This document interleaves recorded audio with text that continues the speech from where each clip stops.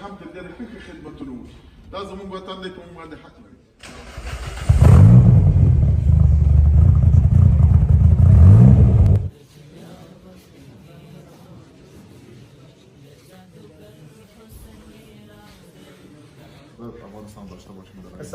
من یه یادآوری بکنم که این صرفا یه جلسه معرفی بود، چون ما روز چهارشنبه قراره که یک اجلاس در سطح بین‌المللی داشته باشیم. چهارشنبه روز یک شنبه است. ما دعوتنامه‌ها رو سریعا باید فردا پخش کنیم. ما آماده چاپ هستیم. می‌خواستیم ببینیم که این تو چه سطحی و باقی وزارتخونه‌ها بحث کانون‌های امارات میخوان آیا باشن تو این مسئله، متن سخنرانی آماده کنیم. بسیار کار داریم. این رونمایی نیست.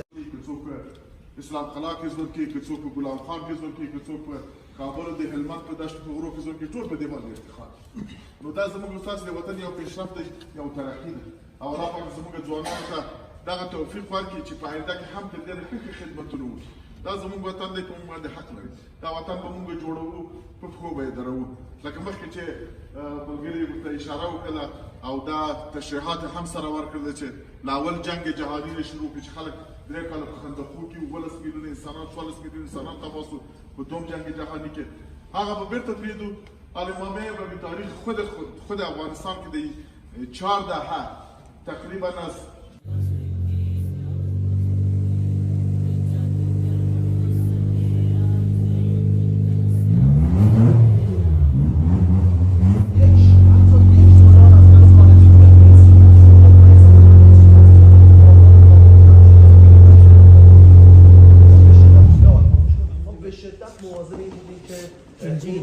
نمونه بارز ما میتوانیم، ما خود میتوانیم.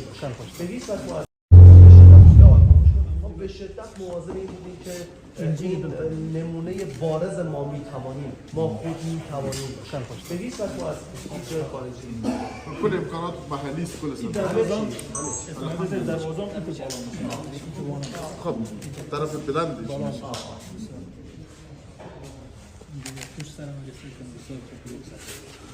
این تنها یک مرکزیه که ما تو مجموعه تعلیمات تکنیکی مشرفی داریم.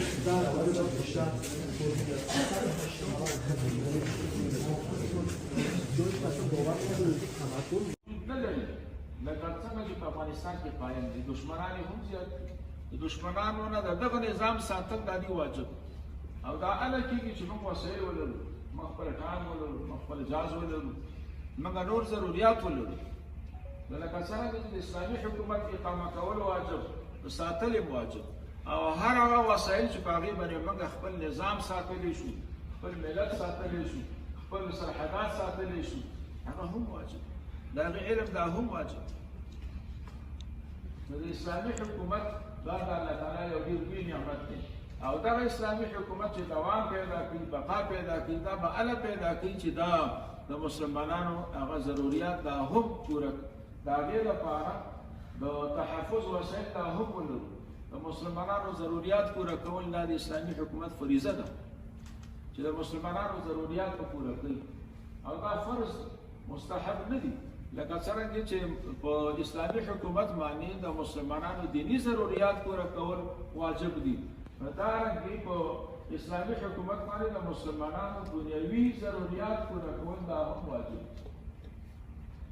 نو چې هر کله واجب دي، نو اوس دې ته د اسلامي حکومت توجه دا ضرور ده.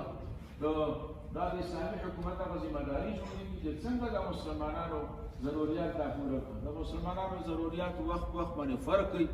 زموږ فقها لیکي چې کله یو سړی کور ولري، دا په ضروریات یو کې داخل دی، نو په دې کې زکات نشته.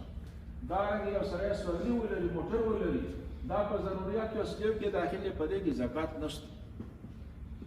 نو سړی د کور سامان ولري، وسله ولري، خادم ولري، دا په ضروریات یو کې داخل دی. موټر د مسلمان لپاره دا په ضروریات یو کې داخل دی. دا د هر مسلمان ضرورت دی، یوازې د غني نه، د ټول مسلمانانو. اسلام وایي دا ستا ضروریات دي، په ضروریات یو کې داخل دی. د دې نه بغیر ستا مطمئن ژوند مخې ته نه راځي. چې کور ونه لري، ګاډی ونه لري، د کور سامان ونه لري، وسله ونه لري، خادم ونه پوره کول. د یو اسلامي حکومت هغه ذمهداري کوشش پیدا وي چې قوي دینی مراکز ولري چې د مسلمانانو دینی ضرورتونه څنګه راپوره شي او په همدغه طریقه باندې داسې قوي تعلیمي او تحصیلي مراکز ولري چې د هغې په وجه باندې داسې ځوانان وروزلی شي چې د مسلمانانو دنیوي ضروریات دا څنګه پوره کړي شي.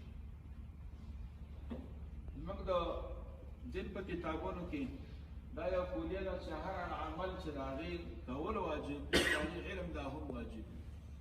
منځ کول واجب، زکات ورکول واجب، روژه نیول واجب، حج ادا کول واجب.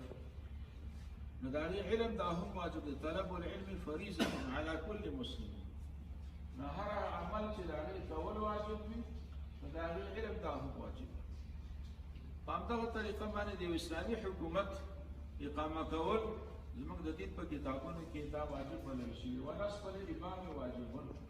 اسلامي کتابونو کې دا واجب بلل شوي. ونصب الامام واجبون. اسلامي حکومت اقامه کول دا واجب. دارنګه علم هم واجب دی، دارنګه ساتنه هم واجب دی. اسلامي حکومت په اقامه کولو وروسته د هغې علم او د هغې ساتنه دا دواړه واجب دي. په دنیا کې چې موږ ګورو مسلمانان په دواړو میدانونو کې مقروض دي. نه د اسلامي حکومت اقامه کړي او نه ورسره د اسلامي حکومت د اقامه کولو علم شته، د چلولو علم شته. موږ د افغانستان مسلمانانو یو فرض ادا کړی دی چې د اسلامي حکومت اقامه ده، لیکن په دې دویم فرضو کې موږ د اسلام مقروض یو، د اسلامي حکومت اقامه د هغې لپاره د دوام او د بقا اسباب برابرول، د هغې علم په دې کې موږ مقروض یو. نو که یو طرف ته د اسلامي حکومت اقامه دا واجب ده، نو بل طرف ته علم واجب دی. که یو طرف ته د اسلامي حکومت اقامه کول واجب دي، نو بل طرف ته د اسلامي حکومت ساتل د هغې لپاره د بقا او د دوام اسباب برابرول دا هم واجب دي. اسلامي حکومت دشمنان په دنیا کې زیات دي. په ټوله اسلامي دنیا کې چې موږ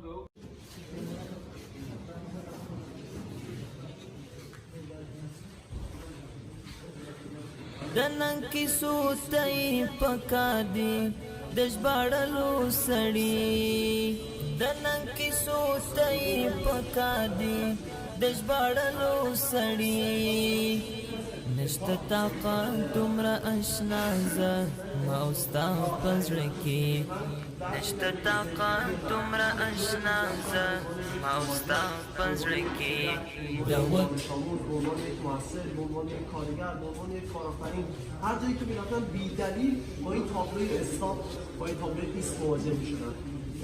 اینطور نبود. ما انسان‌ها مرزهای سیاسی نداشتیم، قوم‌ها رو نداشتیم، ایدئولوژی‌های مختلف نداشتیم. به این شکل نبود. از همون اول اینتر بوده، آزادی بوده. یک نفر این استاپ، این استیکر استاپ رو چسبونده روی این اینتر. ما کاری که تو این شرکت کردیم این محدودیت و این استاپ رو فقط پس کردیم، برگشتیم به اون اصلی که آدمی و اخوت باید می بود. ولی این همچنان نیاز داره اون یک مسیر نصف این استیکر استاپ کنده شده و شعار شرکت ما، تگلاین ما not anymore هست، یعنی نه بیش از این. بیشتر از این دیگه نباید محدودیت باشه. آرزویی که جهان اسلام داره که ما از اینجا تا مصر رو بتونیم برادری اخوت باشه، انشاءالله شاید شروعش از کابل شروع میشه و تا همیشه داره. یا روشنش کن.